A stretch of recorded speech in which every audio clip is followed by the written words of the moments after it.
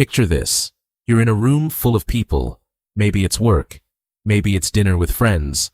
Maybe it's a family gathering. Everything feels normal. Then someone says something about you. A joke, a comment, a story you never wanted repeated. People laugh. People look at you. And suddenly it feels like the entire room is waiting for your response. Your heart starts beating faster. Your mind starts searching for the perfect thing to say. But nothing comes. At least, not in time. So you laugh it off, defend yourself, or stay silent and pretend it doesn't bother you. Then, later, when you're alone, the moment keeps replaying in your head. You think about everything you should have said. And here's the strange part. The comment itself usually isn't what hurts most. What hurts is feeling powerless. Feeling like someone else controlled the moment while you stood there unable to stop it. But what if that's not actually what happened? Because most people completely misunderstand what's going on when someone tries to embarrass them in public. And once you understand it, these situations start looking very different. Here's what most people never notice.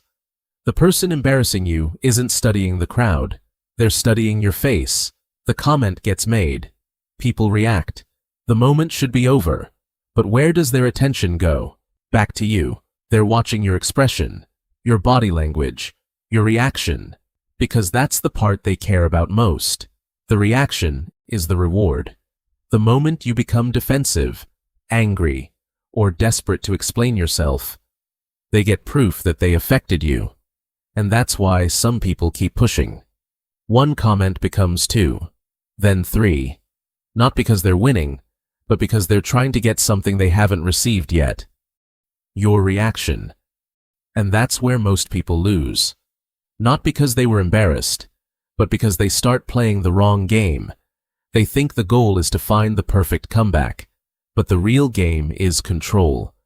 And if that's true, then the person with the most power in the room isn't the one speaking. It's the one deciding whether to react. Now this raises an important question. If staying calm is so powerful, why is it so difficult? Because in those moments, your brain isn't focused on being clever. It's focused on protecting you. That's why the perfect comeback almost never arrives when you need it. It arrives later. Driving home, taking a shower, lying in bed. And suddenly, you think of the perfect response, the perfect sentence, the perfect comeback. But by then, the moment is gone. The perfect comeback doesn't arrive late because you're weak. It arrives late because your brain was busy protecting you. And once you understand that, you stop attacking yourself for freezing, because freezing wasn't the real problem. The real problem begins when you let somebody else's opinion decide how you feel about yourself. Because the moment you start seeing yourself through their eyes, you hand them power they never earned. Now think about the calmest person you've ever met. The person who can be criticized in front of other people and somehow never seems shaken. Most people assume they're confident because they always know what to say, but that's not it. They're confident because they don't feel the need to win every moment. They don't treat every criticism like an emergency. And they don't need immediate approval from everyone around them. That's why they seem powerful. Not because they never feel embarrassed, but because embarrassment doesn't control how they see themselves. And here's something most people miss. When an awkward moment happens in public, people usually remember the reaction more than the insult. The person who panics, the person who explodes, the person who desperately tries to defend themselves. Those are the moments people remember. Composure sends a message, a very powerful one. It says, I know who I am. And that message is hard to attack.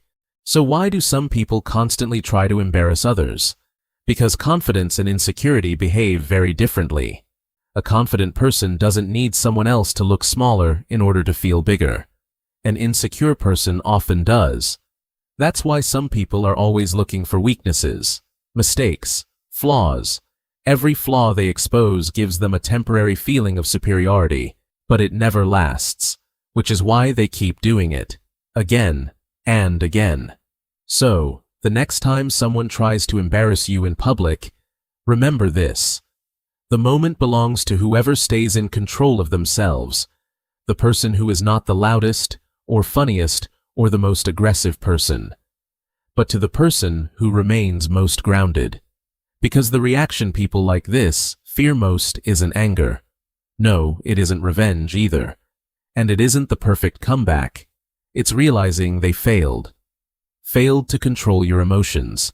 Failed to pull you into their game. Failed to make you question your worth. Because dignity isn't something another person can take away with a comment.